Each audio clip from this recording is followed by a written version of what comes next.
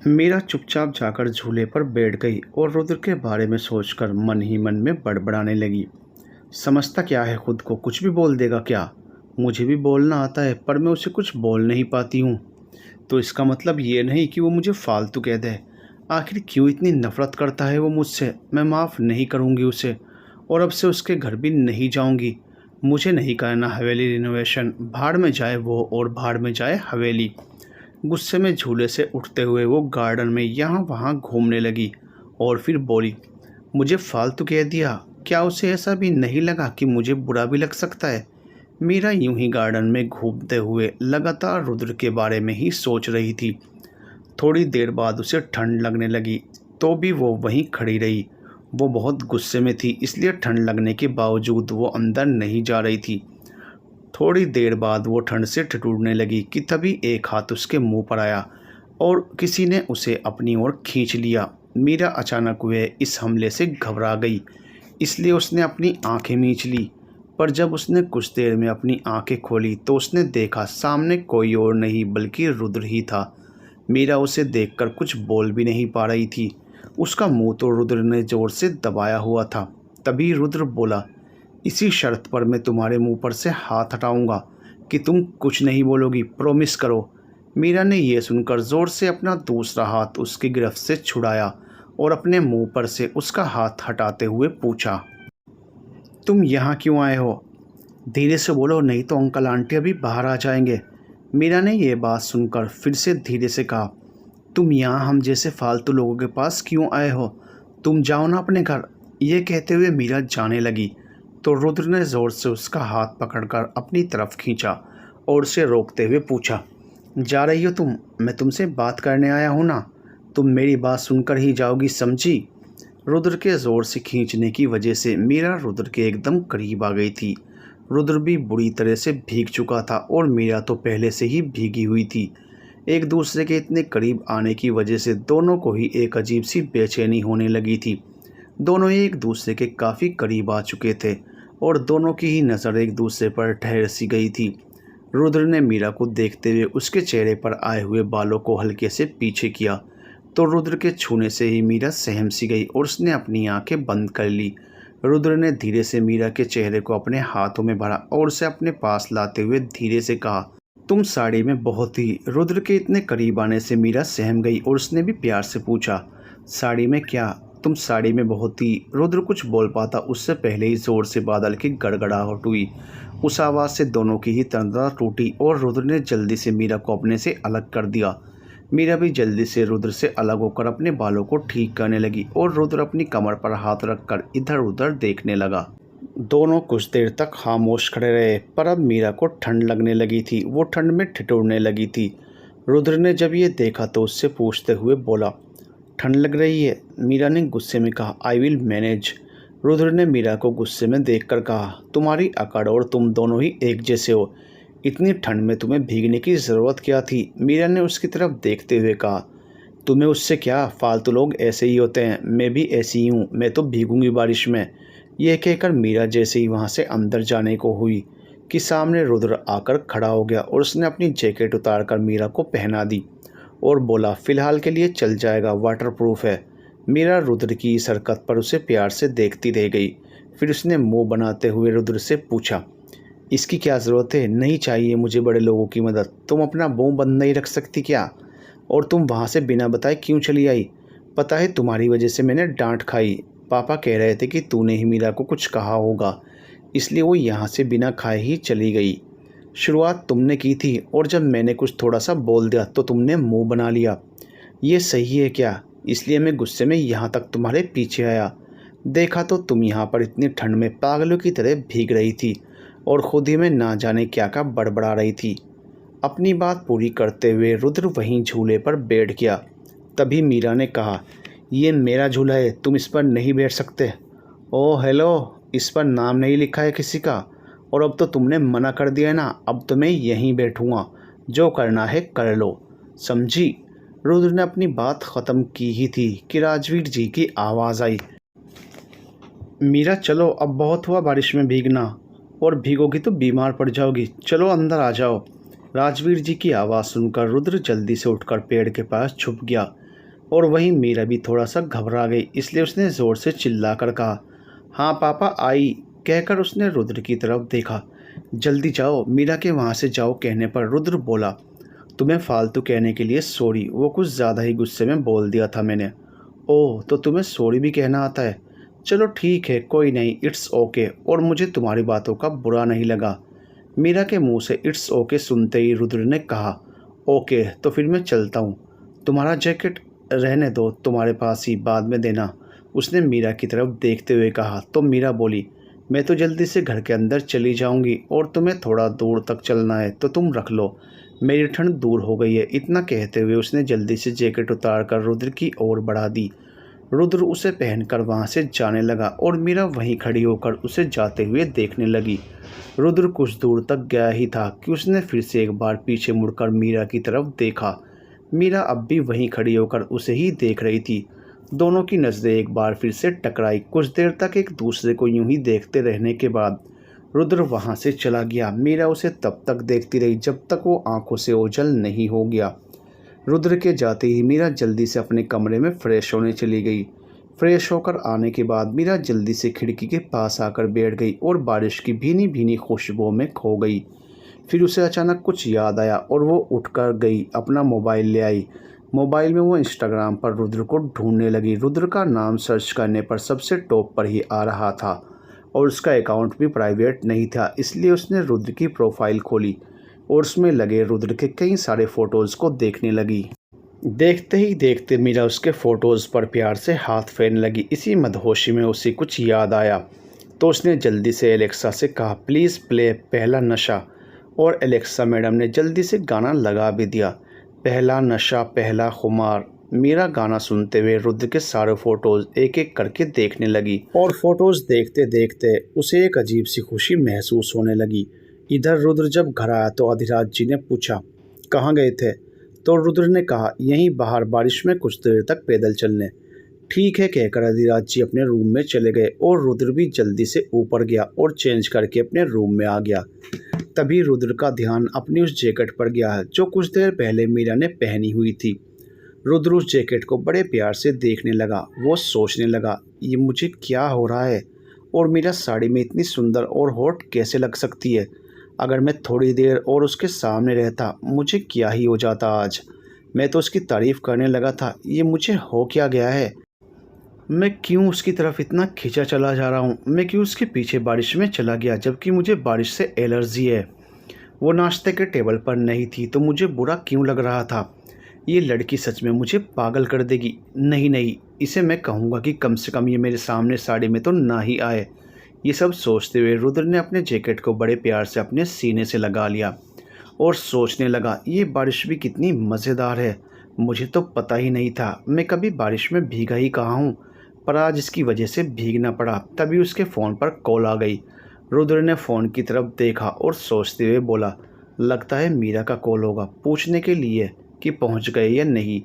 ओ Indian girls और इनके stupid चोचले। बड़बड़ाते हुए वो मोबाइल लेने गया, पर उसने देखा कि उसके फ़ोन पर मीरा की कॉल नहीं बल्कि किसी क्लाइंट की कॉल थी। रुद्र ने जल्दी से फ़ोन उठाया और क्लाइंट से बात करने लगा। इधर मीरा धीरे धीरे रुद्र के सारे फ़ोटोज़ के स्क्रीनशॉट लेने लगी। उसने अपने फ़ोन पर रुद्र के नाम का ही एक फ़ोल्डर बना लिया था और उसमें वो रुद्र के सारे फ़ोटोज़ रखने लगी। पर धीरे धीरे इंस्टाग्राम को स्क्रॉल करते करते मीरा को रुद्र की एक ऐसी तस्वीर दिखी जिसे देखकर वो चौंक गई। उसने देखा उस फोटो में एक लड़की रुद्र को अंगूठी पहना रही थी। उसने तुरंत फ़ोन को बंद करके दूर रख दिया। फ़ोन को बंद करके दूर रखने पर भी जब मीरा का दिल नहीं माना तो फ़ोन को दोबारा से अपने हाथ में लेकर जल्दी से उस लड़की की फ़ोटो को देखने के लिए रुद्र के और फ़ोटोज़ स्क्रॉल करने लगी। थोड़ी देर फ़ोटो देखने के बाद उसने जल्दी से घबराकर फ़ोन को एक ओर रख दिया और सोचने लगी, ये लड़की कौन है और उसे अंगूठी क्यों पहना रही है? रुद्र ने तो कमेंट्स भी ऑफ करके रखे हुए हैं। उस लड़की के साथ रुद्र की सिर्फ एक ही पिक्चर नहीं थी बल्कि और भी बहुत सारी पिक्चर्स थी, वो भी काफ़ी क्लोजनेस वाली। मीरा के दिमाग में ऐसे कई वाहियात सवाल एक साथ घूमने लगे। कहीं ये उसकी गर्लफ्रेंड तो नहीं, कहीं उसके साथ रुद्र की इंगेजमेंट तो नहीं हो गई। ये सब सोचते हुए मीरा घबराकर जल्दी से उठ खड़ी हुई और इधर से उधर घूमने लगी। इधर रुद्र अपने काम में लग गया था और काम करते हुए वो मीरा के साथ बिताए हुए पलों को भूल गया। थोड़ी देर बाद उसके मोबाइल की रिंग बजी। रुद्र ने पहले तो फ़ोन उठाना नज़रअंदाज किया, पर बाद में उसने फ़ोन उठाकर पूछ ही लिया। हेलो, कौन? सामने से आवाज़ आई। इतनी जल्दी अपनी जान को भूल गए जनाब? निकिता, अरे कैसी हो तुम और कहाँ हो? ये नया नंबर तुम्हारा है? रुद्र के इन सवालों के बीच सामने से आवाज़ आई। थैंक गॉड तुमने मुझे पहचाना तो सही। मैं ठीक हूँ, वैसे ये मेरा इंडिया का नंबर है। एंड गेस वाट? रुद्र ने कहा। वाट? मैं कल इंडिया आ रही हूँ शादी अटेंड करने, और अगर वहाँ का मेरा प्रोजेक्ट परमानेंट फिक्स हो गया तो शायद मैं वहीं रुक भी जाऊँ। रुद्र खुश होते हुए बोला। अरे वाह, ये तो बहुत अच्छी बात है। जल्दी से आ जाओ यार, आई रियली नीड यू। और मुझे तुम्हारी बहुत याद आती है यार। तुम प्लीज़ आज ही आ जाओ। इस पर निकिता ने कहा। अरे याद आती थी तो फ़ोन क्यों नहीं किया? बस वही टाइम मैनेजमेंट। यहाँ की सुबह वहाँ की रात, और वहाँ की रात तो यहाँ की सुबह। दिन भर काम करके थकने के बाद मैं जल्दी ही सो जाता हूँ। बहुत कम ही ऐसा होता है कि मैं देर तक जगा होऊंगा। वैसे अब तुम आ जाओगी तो मुझे शांति मिलेगी। एटलीस्ट हम मिलकर नाइट में हैंग आउट तो करेंगे। रुद्र की बात सुनते ही निकिता ने कहा।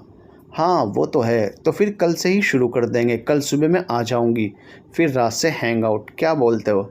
हाँ तो मैं तुम्हें कल एयरपोर्ट पिक करने आ जाऊंगा, रुद्र ने एक्साइटमेंट में कहा। तो निकिता बोली, ओके तो चलो फिर तुम मुझे कल लेने आ जाना।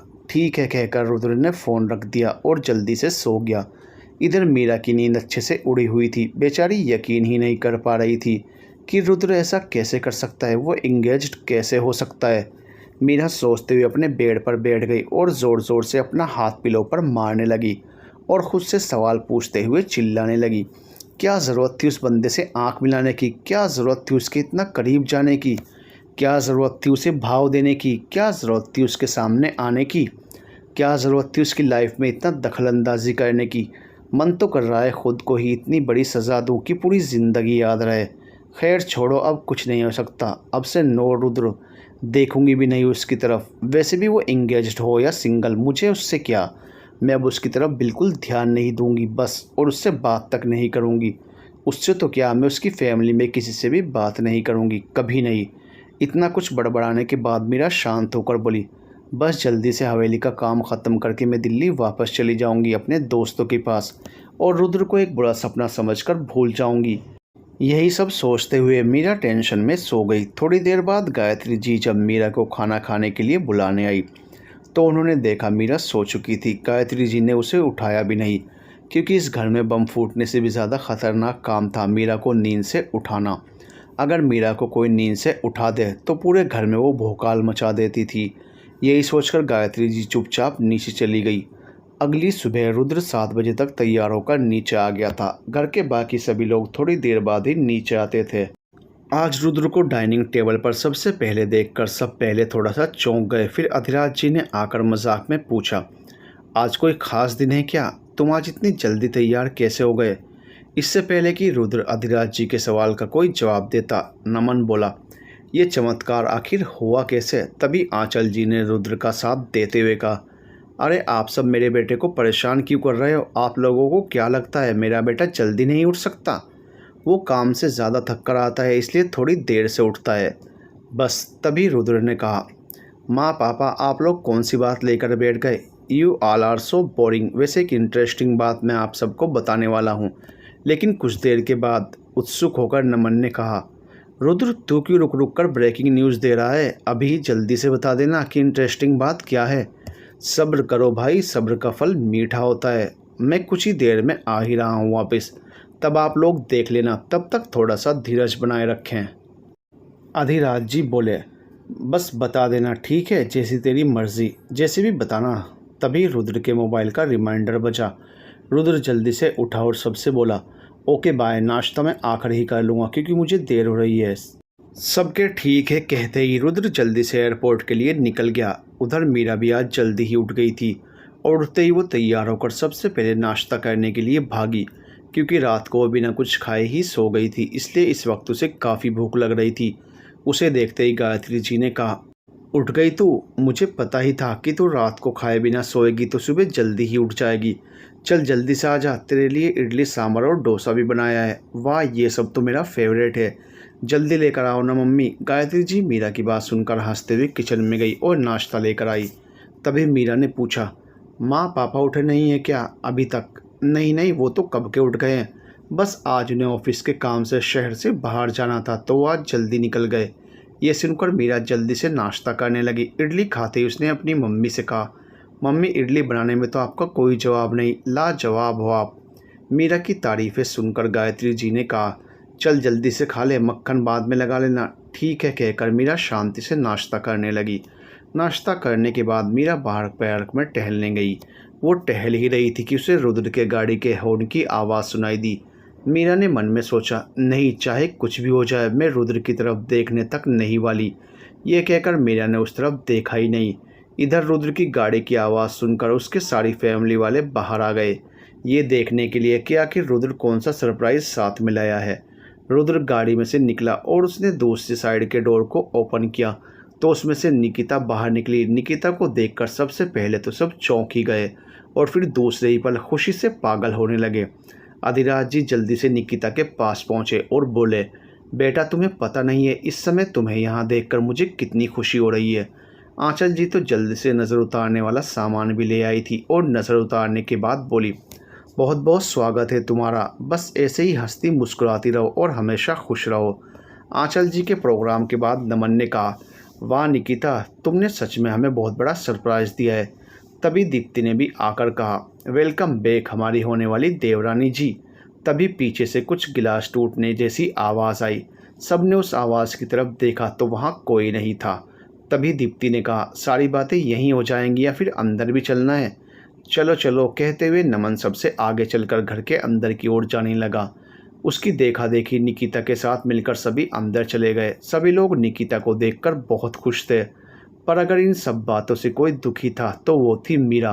वो कांच टूटने की आवाज़ भी उसके वहाँ से ही आई थी, क्योंकि वो कांच कहीं और नहीं बल्कि मीरा के हाथ से ही टूट गया था।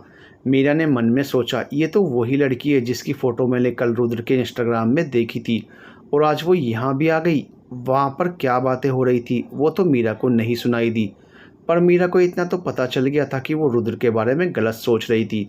तभी कांच टूटने की आवाज़ से गायत्री जी बाहर निकल कर आ गई।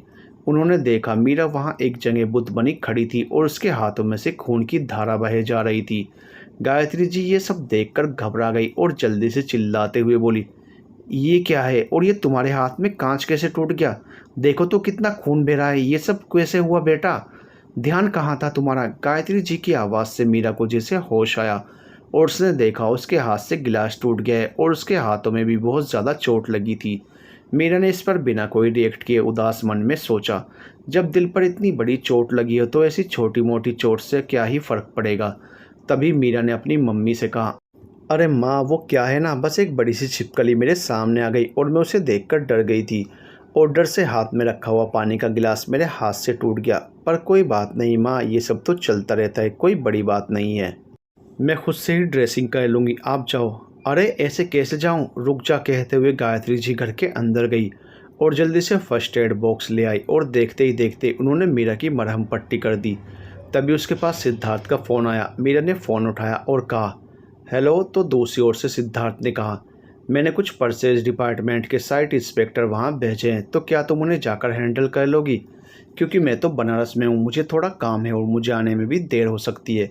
मीरा हवेली पर जाना तो नहीं चाहती थी, पर उसने सिद्धार्थ की मजबूरी समझकर उसे हाँ कह दिया। Thank you so much Meera, तुमने आज मेरी बहुत बड़ी हेल्प कर दी। अरे उसमें क्या थैंक यू, ठीक है मैं हवेली पहुंचती हूँ। सिद्धार्थ से बात करने के बाद मीरा थोड़ी ही देर में तैयार होकर हवेली पहुंच गई। सभी ऑफिसर्स वहीं गेट पर उसका इंतज़ार कर रहे थे। मीरा ने आज फॉर्मल कपड़े पहने हुए थे। वो आज रोज़ से कुछ ज़्यादा ही अट्रैक्टिव और खूबसूरत लग रही थी। वो जब उन ऑफिसर्स के पास आई तो उनमें से एक अफसर ने उससे कह ही दिया, मैम आप बहुत सुंदर लग रही हो। मीरा ने उसको थैंक यू कहा और फिर वो चुपचाप हवेली के अंदर जाने लगी और उसके पीछे वो ऑफिसर्स भी हवेली के अंदर आ गए। मीरा जैसे ही हवेली में पहुंची तो उसने देखा सामने सब बैठे हुए थे और उस लड़की के साथ मिलकर गप्पे मार रहे थे। वहीं रुद्र दूसरी ओर खड़े होकर किसी से फ़ोन पर बात कर रहा था। मीरा अंदर आई और उसने जाकर अधिराज जी को नमस्ते किया। अधिराज जी मीरा को देखकर खुश हुए और बोले, आओ बेटी आओ, मैं तुम्हारा ही इंतज़ार कर रहा था। अरे नहीं अंकल, वो क्या है ना, मुझे थोड़ा काम है इन ऑफिसर्स के साथ, तो मैं बाद में मिलने आती हूँ। सबसे पहले मैं इन्हें अपना काम समझा दूँ। अधिराज जी बोले, ज़रूर बेटा, काम कर लेना, पर पहले मैं तुम्हें किसी से मिलवाना चाहता हूँ। ये सुनकर मीरा मन ही मन डरने लगी। उसे लगा कि कहीं अंकल इस लड़की से मिलवाने की बात तो नहीं कर रहे हैं। मुझे नहीं मिलना इस लड़की से। वो अभी सोच ही रही थी कि अधिराज जी ने उस लड़की की तरफ हाथ दिखाते हुए कहा, इनसे मिलो, ये है मेरी होने वाली छोटी बहू निकिता। ये सुनकर तो जैसे मीरा की जान ही निकल गई। उसे बहुत बड़ा वाला झटका लग गया था, पर उसने खुद को संभालते हुए और खुद को नॉर्मल दिखाते हुए निकिता से कहा, हाय, यू आर प्रिटी। निकिता ने भी मीरा की तरफ हाथ आगे बढ़ाते हुए कहा, hello, I am Nikita and thank you so much तारीफ़ करने के लिए। वैसे तुम भी बहुत खूबसूरत हो और अभी बहुत ही अच्छी लग रही हो। मीरा ने भी थैंक यू कहा, तो तभी अधिराज जी ने कहा, ये मीरा है, मेरे दोस्त की बेटी, इंटीरियर डिज़ाइनर है। इस पूरी हवेली को यही रिनोवेट करेगी। कहते हुए निकिता ने मीरा को देखकर एक स्माइल पास की। मीरा कुछ बोल पाती उससे पहले ही अधिराज जी ने कहा, ये निकिता भी मेरे दोस्त की बेटी ही है। बचपन में हम साथ पढ़े थे और हमारे बच्चे भी साथ में पढ़े थे। तभी हमने तय कर लिया था कि निकिता और रुद्र की शादी हम ज़रूर करवाएंगे, क्योंकि इन दोनों की जोड़ी तब भी बहुत अच्छी लगती थी और ये दोनों बचपन से ही बेस्ट फ्रेंड भी थे। ये सब सुनकर मीरा की तो ऑलमोस्ट जान ही निकल गई थी। अब ये सब सुनकर उसे बेचैनी सी होने लगी थी, इसलिए उसने अधिराज जी की बात को बीच में रोकते हुए कहा, अच्छा अंकल, मैं आपसे बातें करने के लिए और निकिता से मिलने के लिए बाद में आ जाऊंगी। अभी मैं चलती हूँ, पहले ये काम निपटा देती हूँ। सबने ठीक है कहा तो मीरा जाने के लिए आगे बढ़ी। तभी उसने देखा रुद्र की कॉल ख़त्म हो चुकी थी और वो उसकी तरफ ही देख रहा था। मीरा ने उसे देखा और उसे इग्नोर मारकर आगे बढ़ गई। रुद्र ने जब मीरा को देखा तो उसकी पर्सनैलिटी देखकर वो तो बस उसे देखता ही रह गया। पर मीरा के इग्नोर करने से रुद्र बौखला गया था, इसलिए वो मन में सोचने लगा, इसने मुझे इग्नोर कैसे कर दिया, मुझे, रुद्र सिंघानिया को। अरे मैं लड़कियों को इग्नोर मारता हूँ, लड़कियाँ मुझे इग्नोर नहीं मारती, और इसने मुझे, अभी उससे पूछता हूँ। ये सोचकर वो जैसे ही मीरा के पीछे जाने को हुआ कि अधिराज जी ने आवाज़ देकर उसे अपने पास बुला लिया। रुद्र को मजबूरन उन लोगों के पास जाकर बैठना पड़ा। सब मिलकर निकिता से ना जाने कौन कौन सी बातें करने लगे। वहाँ बैठकर रुद्र भी सबकी हाँ में हाँ मिलाए जा रहा था, पर उसका ध्यान तो सिर्फ और सिर्फ मीरा पर ही था। वो सोच रहा था, आखिर इस लड़की ने मुझे इग्नोर कैसे मारा। यही सोचते हुए रुद्र चुपचाप घर वालों की हाँ में हाँ मिला रहा था। तकरीबन आधे घंटे बाद सारे ऑफिसर्स नीचे आ गए और आपस में डिस्कशन करते हुए बाहर की तरफ निकल गए, पर मीरा अभी तक नीचे नहीं आई थी। रुद्र ने मन में सोचा, इसका मतलब कि मीरा अभी भी ऊपर ही है। ये अच्छा मौका है इससे पूछने का। इसलिए रुद्र ने सबसे कहा, मुझे मेरे लैपटॉप में थोड़ा सा काम है, तो मैं अपने कमरे में जाकर आता हूँ। सभी ने ठीक है कहा तो रुद्र जल्दी से ऊपर चला गया और मौका पाकर छत की तरफ जाने लगा। वो इधर उधर सब जगह मीरा को ढूंढ रहा था, पर मीरा उसे कहीं भी नहीं दिखी। वो छत पर भी गया और पीछे के गार्डन में भी, पर मीरा वहाँ भी नहीं थी। पहले तो रुद्र थोड़ा सा घबरा गया, पर फिर उसे कुछ याद आया और वो जल्दी से एक जगह जा पहुंचा। उसने देखा मीरा वहीं खड़ी थी चुपचाप, और वो चुपचाप उन लहलहाते हुए खेतों को देख रही थी। यह हवेली की सबसे ऊपर वाली छत थी, जहाँ से पूरे लखनऊ शहर का नज़ारा कुछ और ही होता था। तेज़ ठंडी हवाएं चलती थी और एक सुकून का एहसास होता था। वहाँ मीरा चुपचाप वहाँ खड़ी उन नज़रों में खोई हुई थी। तभी पीछे से रुद्र ने जाकर उससे गुस्से में पूछा, तुम्हारी हिम्मत कैसे हुई मुझे इग्नोर करने की। रुद्र की आवाज़ सुनकर पहले तो मीरा ने सोचा, यार इसकी आवाज़ मुझे बाहर भी सुनाई देने लगी है। क्या ये मन में से बाहर निकल कर भी मुझे डांट रहा है? नहीं नहीं, ये रुद्र की आवाज़ नहीं, सिर्फ मेरा वहम है। ये सोचकर मीरा पीछे नहीं मुड़ी, और मीरा के पीछे नहीं मुड़ने से रुद्र को और भी ज़्यादा गुस्सा आ गया और उसने मीरा को पकड़कर ज़ोर से अपनी तरफ खींचा और उससे पूछा, एक तो तुमने मुझे इग्नोर मारा और अब मेरी बातें तक नहीं सुन रही हो। इडियट, मुझे लड़कियों का भाव खाना पसंद नहीं है, समझी। मीरा अचानक हुए इस हमले से घबरा गई थी, इसलिए डरकर उसने अपनी आंखें ही बंद कर ली थी। रुद्र वैसे तो गुस्से में था, पर फिर उसने जब थोड़ा शांत होकर मीरा को इतने करीब से देखा तो वो उसमें कहीं खो सा गया। उसने मन में सोचा, कितनी मासूम लग रही है ये, और इसकी बंद आंखें देखकर तो ऐसा लग रहा है जैसे ये कोई छोटी सी बच्ची है। कितनी प्यारी लग रही है ये, और इसके ये गुलाबी होंठ। रुद्र तो एकटक उसे बस देखे ही जा रहा था कि तभी मीरा ने अपनी आंखें खोल दी। मीरा ने जब आंखें खोली तो देखा सामने रुद्र था। उसे वहां देखकर एक पल को तो वो चौंक गई। फिर उसने खुद को संभालते हुए रुद्र से पूछा, क्या हुआ, तुम यहाँ क्या कर रहे हो? रुद्र तुरंत बोला, तुम्हारी हिम्मत कैसे हुई मुझे इग्नोर मारने की? उसके इस सवाल ने मीरा को गुस्सा दिला दिया, इसलिए उसने गुस्से में कहा, क्यों? क्यों, मैं तुम्हें इग्नोर नहीं मार सकती क्या? हाँ, तुम हो कौन? तुम सिर्फ एक बिजनेसमैन हो, उसके अलावा क्या हो तुम? उसके अलावा कुछ नहीं हो तुम। इस बात पर रुद्र ने गुस्से में कहा, तो तुम कौन हो? तो मीरा ने गुस्से में कहा, मैं झांसी की रानी हूँ बस, और क्यों मैं इग्नोर नहीं मार सकती तुम्हें?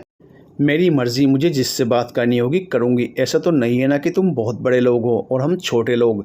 इतना कहकर मीरा कुछ देर के लिए रुक गई और फिर बोली, जाने दो यार, ये सब तुम्हें तुम्हारा बड़प्पन मुबारक, मुझे नहीं चाहिए तुम्हारा बड़प्पन। ये कहते हुए मीरा गुस्से में वहाँ से नीचे चली गई। रुद्र ने मन में सोचा, ये लड़की पूरी तरह से पागल है क्या? इसका कुछ भी नहीं पता चलता, कब ये खुश होती है, कब दुखी होती है, और मुझ पर इतना गुस्सा क्यों हो रही है ये? खैर, मुझे क्या करना है उससे और उसकी बातों से? ऐसा सोचते हुए वो भी नीचे आ गया। नीचे आकर उसने देखा मीरा वहाँ से चली गई थी। इधर निकिता आराम करने के लिए अपने कमरे में चली गई और उधर मीरा ने अपने घर में खुद को एक कमरे में बंद कर लिया और गायत्री जी से कह दिया कि वो उसे डिस्टर्ब ना करें, क्योंकि वो प्रोजेक्ट का एक बहुत ही बड़ा डिज़ाइन रेडी कर रही है। गायत्री जी ने ठीक है कहा और मीरा को अकेले छोड़ दिया। लेकिन मीरा आज कोई प्रोजेक्ट वर्क नहीं कर रही थी, वो तो बस रुद्र के ख्यालों से खुद को दूर करना चाह रही थी। उसे समझ ही नहीं आ रहा था कि आखिरकार उसे ये हो क्या रहा है। इसलिए थोड़ी देर अपने रूम में बैठने के बाद वो बाहर निकल गई। वो बिना किसी को बताए ही बाहर निकल गई। तभी गायत्री जी ने उसे पीछे से आवाज़ लगाकर पूछा, अरे मीरा, कहाँ जा रही है? उसे इस समय किसी की कोई भी बात सुनाई नहीं दे रही थी, इसलिए मीरा ने उनकी बात सुनी ही नहीं और वो अपनी ही धुन में बाहर निकल गई। पूरा दिन निकल गया पर मीरा अभी तक घर नहीं लौटी थी। गायत्री जी ने ना जाने कितनी ही बार उसका फ़ोन ट्राई कर लिया था, पर उसका फ़ोन ही नहीं लग रहा था। उसका फ़ोन नेटवर्क कवरेज एरिया के बाहर बता रहा था। गायत्री जी परेशान होकर अपने कमरे में ही इधर उधर घूमने लगी। तकरीबन 2 घंटे बाद राजवीर जी घर पर आए और उन्होंने आते ही मीरा को आवाज़ लगाई, मीरा, कहाँ हो बेटा? तभी गायत्री जी अपने कमरे से बाहर आई और उन्होंने परेशान होकर राजवीर जी से कहा, देखिए ना मीरा, पता नहीं कहाँ चली गई है, वो भी बिना बताए। मैंने उससे कितनी बार पूछने की कोशिश की पर वो बिना बताए ही यहाँ से चली गई। ये सुनकर राजवीर जी ने कहा, अरे तो वो किसी अर्जेंट काम से ही गई होगी, तुम क्यों परेशान होती हो? वो अब कोई बच्ची थोड़ा ही ना है, थोड़ी देर में आ जाएगी, चिंता मत करो। गायत्री जी ठीक है कहकर किचन की ओर चली गई। राजवीर जी ने गायत्री जी को दिलासा तो दे दिया था, पर उन दोनों के ही मन में मीरा को लेकर टेंशन बढ़ने लगी थी, क्योंकि वो कभी भी बिना बताए ऐसे कहीं नहीं जाती थी।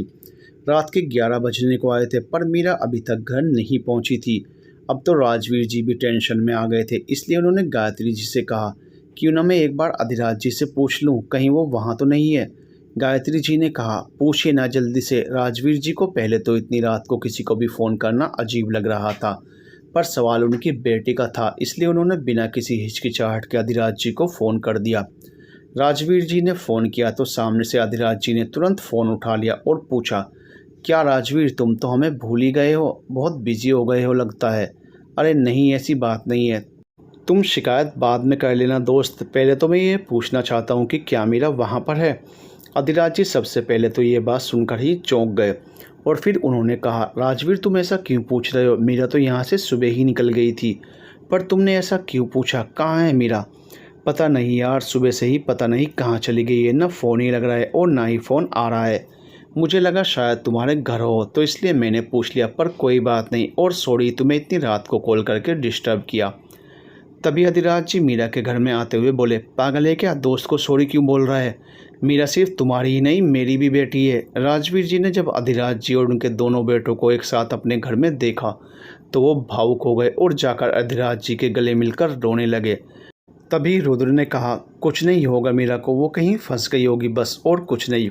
तभी गायत्री जी ने कहा, नहीं, वो घर से निकली थी तो गुस्से में थी और पहली बार ऐसा हुआ होगा जब वो बिना कहे घर से बाहर निकली हो। तभी आंचल जी और दीप्ति ने अंदर आते हुए कहा, नहीं, मीरा एक स्ट्रॉन्ग लड़की है, हो सकता है वो कहीं फंस गई हो। आंचल जी ने आकर गायत्री जी को संभाला तो दीप्ति भी उनके पास ही आकर बैठ गई। तभी नमन ने कहा, अब हमें चलना चाहिए, सभी अलग अलग दिशा में जाकर उसे ढूंढते हैं ताकि हम जल्दी से कुछ पता कर सकें उसके बारे में।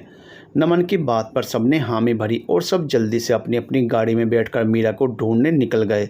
इधर रुद्र मीरा से हुई सुबह की बातों को सोचने लगा। फिर उसने मन में कहा, ये लड़की पागल है क्या? कहाँ चली गई है ये? उसे पता नहीं चलता क्या कि उसके लिए यहाँ सब कितना परेशान हो रहे हैं। मिलेगी तो इस बार और ज़्यादा डांट लगाऊंगा, पर वो होगी कहाँ। इतनी देर तक बाहर रहने वाली लड़की तो नहीं है वो, पर वो कहाँ होगी। तकरीबन 1 घंटे तक सबने मिलकर उसे ढूंढा, पर मीरा उन्हें कहीं नहीं दिखी। तभी रुद्र ने जल्दी से सिद्धार्थ को कॉल लगाया। सिद्धार्थ ने तुरंत फ़ोन उठा लिया और कहा, हाँ रुद्र बोलो। रुद्र ने तुरंत उससे पूछा, मीरा कहाँ है? क्या वो आज सुबह से तुम्हारे घर आई? नहीं तो वो मुझसे कैसे मिल सकती है? मैं तो बनारस आया हुआ हूँ, मुझे कुछ ज़रूरी काम था इसलिए। तभी तो मैंने सारे ऑफिसर्स को मीरा के साथ तुम्हारे घर भेजा था डिज़ाइन के लिए। वैसे मीरा ठीक तो है ना? तुमने इतनी रात को मुझे कॉल किया है तो ज़रूर कोई बात होगी। मीरा ठीक तो है ना? रुद्र वैसे तो सिद्धार्थ को कुछ बताना नहीं चाहता था, पर जब उसने रुद्र से इतने सारे सवाल किए तो जवाब देना भी ज़रूरी था। इसलिए उसने सिद्धार्थ से सब कुछ कह दिया। सिद्धार्थ ने यह जानकर कहा, क्या वैसे मैं रिया को एक बार कॉल करके पूछ लेता हूँ, हो सकता है मीरा उसके पास गई हो। रुद्र ने पूछा, रिया कौन? मीरा की खास दोस्त, वो हमेशा अपसेट होकर उसके पास ही जाती है। सिद्धार्थ से रिया की बात सुनकर रुद्र ने कहा, तो देर किस बात की, जल्दी से उसे फ़ोन करके पूछो, क्योंकि यहाँ सब बहुत ही बुरी तरह से परेशान हैं। सिद्धार्थ बोला, मैंने उसे कॉल लगा दिया, 1 मिनट। कहते हुए सिद्धार्थ ने सबसे पहले रिया से पूछा, क्या मीरा वहाँ है? नहीं तो वो इतनी रात को यहाँ क्या करेगी? रिया ने जवाब में कहा तो सिद्धार्थ बोला, ठीक है। और इससे पहले कि सिद्धार्थ कॉल कट करता, रिया ने पूछा, 1 मिनट, तुम इतनी रात को उसे क्यों ढूंढ रहे हो? क्या हुआ? कुछ नहीं, बस यूं ही। कहते हुए सिद्धार्थ ने फ़ोन कट कर दिया और तुरंत रुद्र को कॉल लगाई। फिर उससे कहा, नहीं मीरा वहाँ भी नहीं है। रुद्र ने ठीक है कहकर कॉल कट कर दी। तकरीबन 4 घंटे तक उन्होंने मीरा को इधर उधर देखा, पर मीरा कहीं नहीं मिली। सब लोग हार कर घर आ गए। गायत्री जी तो बेतहाशा रोए जा रही थी। सब उन्हें चुप कराने में लगे हुए थे। इधर रुद्र ने जल्दी से साइबर सेल में काम कर रहे अपने एक दोस्त को फ़ोन किया और उससे हेल्प मांगी। उसके दोस्त ने तुरंत मीरा का नंबर लिया और उस नंबर को ट्रेस करने लगा। थोड़ी देर की मेहनत के बाद ही मीरा का लोकेशन ट्रैक कर लिया गया। तभी रुद्र ने सबसे कहा, आप लोग रुकिए, मैं आता हूँ, मुझे मीरा के मोबाइल की लोकेशन पता चल गई है। इतना कहकर रुद्र जल्दी से जल्दी लोकेशन की ओर निकल गया। वो लोकेशन वाली जगह पर पहुंचा तो उसने देखा मीरा की गाड़ी एक साइड में पड़ी हुई थी, जिसकी हालत ऐसी थी जैसे किसी ने उस गाड़ी को टक्कर मार दी हो। रुद्र जल्दी से जाकर गाड़ी के आसपास देखने लगा कि मीरा का मोबाइल कहाँ है। तभी उसने जब गाड़ी के अंदर झांक कर देखा तो पाया कि मोबाइल तो उसके अंदर ही था, इसलिए यहाँ की लोकेशन ट्रेस हो रही थी। रुद्र ने जब नज़र इधर उधर घुमाई तो उसने देखा गाड़ी के पास एक चिट्ठी गिरी हुई थी। उसने जल्दी से उस चिट्ठी को उठाकर देखा तो उसमें बड़े अक्षरों में लिखा था, अगर इस लड़की को ज़िंदा देखना चाहते हो तो कॉल करो। ये सब देखकर रुद्र घबरा गया और उसने तुरंत अधिराज जी को फ़ोन करके सब कुछ बता दिया। अधिराज जी और बाकी सभी सदस्य भी वहाँ जल्दी से आ पहुँचे। सबने सबसे पहले मीरा के फ़ोन को बाहर निकाला। सब अभी भी वहीं खड़े थे कि तभी रुद्र के फ़ोन पर एक अनजान नंबर से कॉल आई। रुद्र ने जल्दी से फ़ोन उठाया तो सामने से आवाज़ आई, तुम जो यहाँ ढूंढ रहे हो वो तुम्हें यहाँ नहीं मिलेगी, इसलिए चुपचाप यहाँ से चले जाओ। रुद्र ने गुस्से में कहा, अबे कौन बोल रहा है, कौन हो तुम? सामने से आवाज़ आई, तेरा बाप। अब पैसे लेकर तैयार रहो बेटा, कभी भी मेरी कॉल दोबारा आ सकती है, जैसा कि चिट्ठी में लिखा हुआ था। बेवकूफ़ समझ रहे हो क्या? मीरा कहाँ है? रुद्र ने कहा तो सामने से आवाज़ आई, पहले पैसे फिर ये लड़की। सामने से आवाज़ आई, पहले पैसे फिर ये लड़की। रुद्र इस फ़ोन कॉल से परेशान हो गया तो राजवीर जी ने उससे आकर पूछा, क्या हुआ बेटा, किसका फ़ोन था? रुद्र ने हिचकिचाते हुए कहा, वो दरअसल मुझे लगता है कि मीरा किडनैप हो गई है, मेरे पास अभी एक किडनैपर की कॉल आई थी। ये बात सुनकर मीरा की मम्मी गायत्री जी तो वहीं ज़मीन पर धक से बैठ गई।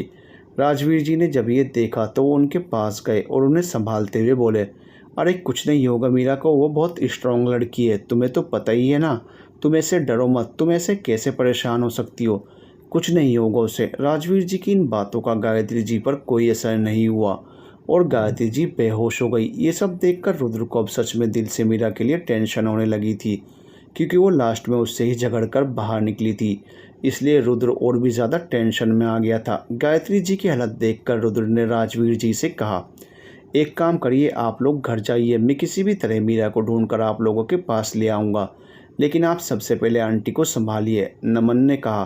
पर रुद्र ने नमन की बात बीच में ही काटते हुए कहा, मैंने कहा ना आप लोग जाइए, मैं मीरा के बारे में पता लगा लूँगा, मेरा नेटवर्क बहुत ही स्ट्रॉन्ग है, उसकी मदद से मैं जितनी जल्दी हो सके उतनी जल्दी मीरा को ले आऊँगा। और मैं अकेले रहूँगा तो मेरा माइंड काम भी करेगा, आप लोगों के साथ रहूँगा तो मुझे भी टेंशन रहेगी, क्योंकि मीरा को किडनैप करने वाला भी शायद मेरा ही कोई दुश्मन है। तभी शायद उसने सिर्फ मुझे कॉल किया, आप लोगों को नहीं। उसके पास मेरा नंबर भी है, हो सकता है कि वो आप सब पर भी अटैक करे। इसलिए प्लीज़ आप सब लोग अभी इसी वक्त हवेली पहुँचिए, मैं वहाँ किसी डॉक्टर को भेजता हूँ। और प्लीज़ राजवीर अंकल, आप और आंटी आज रात हवेली पर ही रुकिए, क्योंकि मैं नहीं चाहता कि आप सब मेरी वजह से किसी मुसीबत में फंसें। रुद्र की बातें सुनने के बाद राजवीर जी ने आंखों में आंसू लिए अपने हाथ जोड़ते हुए कहा, ठीक है बेटा, बस तुम मीरा को ध्यान से वापस ले आना। उनको देखकर रुद्र ने आगे आकर राजवीर जी को गले लगाते हुए कहा, जी अंकल, आप लोग बिल्कुल भी फिक्र मत कीजिए, मैं मीरा को जल्द ही घर ले आऊँगा। तभी अधिराज जी रुद्र के पास आए और उसके कंधे पर हाथ रखते हुए बोले, ठीक है बेटा, हम गायत्री को लेकर निकलते हैं। नमन जाना तो नहीं चाहता था, पर अगले ही पल उसने जब गायत्री जी की बेहोश हालत देखी तो उसे मजबूरन जाना पड़ा। रुद्र ने सबको गाड़ी में बैठाया और उनके वहां से जाते ही पलटकर इत्मीनान से वहां पर इधर उधर घूमते हुए किडनैपर के बारे में कोई सुराग ढूंढने लगा। वो अभी मीरा की गाड़ी के पास कुछ ढूंढ ही रहा था कि तभी उसके पास किसी की कॉल आई। रुद्र ने जल्दी से कॉल उठाई तो सामने से आवाज़ आई, कार के पास ढूंढने से कुछ नहीं मिलेगा, क्योंकि हम ऐसे हैं जो अपने पीछे कोई सबूत नहीं छोड़ा करते। ये कहते हुए वो सामने वाला व्यक्ति ज़ोर ज़ोर से हंसने लगा। इस बार रुद्र ने थोड़ा गुस्से में कहा, दम है तो सामने आ, पीछे से तो कुत्ते भौंकते ही रहते हैं। इस बात पर सामने वाला व्यक्ति बोला, जल्द सामने भी आऊँगा, इंतज़ार करो, इंतज़ार का फल मीठा होता है। वैसे मैंने तो ये कहने के लिए कॉल किया था कि अब तू जल्दी से मेरी बताई हुई जगह पर 50 लाख रुपए लेकर आ जा और अपनी फ्रेंड को ले जा। पर अब नहीं, अब रोकड़ा भी ज़्यादा चाहिए और समय भी ज़्यादा लगेगा, क्योंकि तूने आज बहुत ही घमंड में मुझसे बात की है। अब देख मैं क्या करता हूँ, तुझे जितने पैसे चाहिए मैं उससे डबल दूंगा, बस तू मीरा को जल्द से जल्द छोड़ दे और उसे कुछ होना नहीं चाहिए, वरना तेरी खैर नहीं है। रुद्र की धमकी सुनकर सामने वाले व्यक्ति ने कहा, तू मुझे धमकी दे रहा है? मुझे? तुझे पता भी है मैं कौन हूँ? रुद्र ने गुस्से में कहा, मैं नहीं जानता कि तू कौन है, पर तुझसे ज़्यादा घटिया इंसान की आवाज़ आज तक मैंने नहीं सुनी। वैसे मैं अगर तेरे पैसे नहीं दूंगा तो तू मीरा को नहीं छोड़ेगा और उसे मार डालेगा, है ना? तो सुन, मार डाल, बिंदास मार डाल, क्योंकि मुझे पड़ी ही नहीं है उसकी। वो तो मेरी दुश्मन है और तुम्हें देने के लिए मैंने अपने पैसे थोड़े ही ना कमाए हैं। ये तो उसका बाप भीख मांग कर दे गया है मुझे कि मेरी बेटी को कुछ नहीं होना चाहिए, उसे बचा लो, प्लीज़ उसे बचा लो, इसलिए मुझे मजबूरन उसे बचाना पड़ रहा है। अब तू देख ले, क्या तुझे सच में पैसे लेकर मीरा को सही सलामत छोड़ना है या फिर मीरा को मार डालना है, ये तेरी मर्जी। सामने वाला बंदा रुद्र की बात सुनकर एक पल को तो चुप हो गया और सोचने लगा, इसे तो लड़की की कुछ पड़ी ही नहीं है।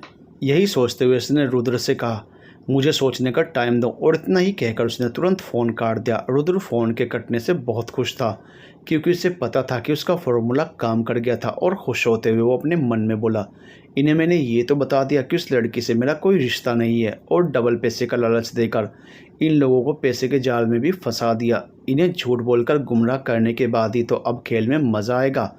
ये सब सोचकर रुद्र जाकर अपनी कार में बैठ गया। कार में भी वो जानबूझकर बैठा था ताकि सामने वालों को लगे कि रुद्र को सच में मीरा की कोई फिक्र नहीं है। इस तरफ हवेली में सब मिलकर गायत्री जी को होश में लाने की कोशिश कर रहे थे। जैसे तैसे वो होश में आई और उठते ही वो मीरा मीरा चिल्लाने लगी। राजवीर जी ने बड़ी मुश्किल से गायत्री जी को संभाला और उनसे बोले, मीरा भी थोड़ी देर में आ जाएगी, रुद्र गया है उसे लेने, वो बस रास्ते में ही है। ये सुनकर गायत्री जी ने रोते हुए कहा, मेरी मीरा को कुछ होगा तो नहीं ना? उसे कुछ नहीं होना चाहिए।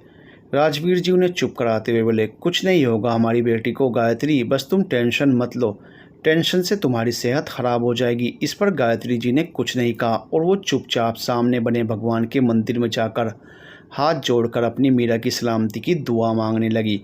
इधर रुद्र कार में बैठा हुआ फ़ोन आने का वेट कर रहा था, पर अभी तक उसे कोई कॉल नहीं आया था, इसलिए वो अब पुलिस को फ़ोन लगाने के बारे में सोचने लगा।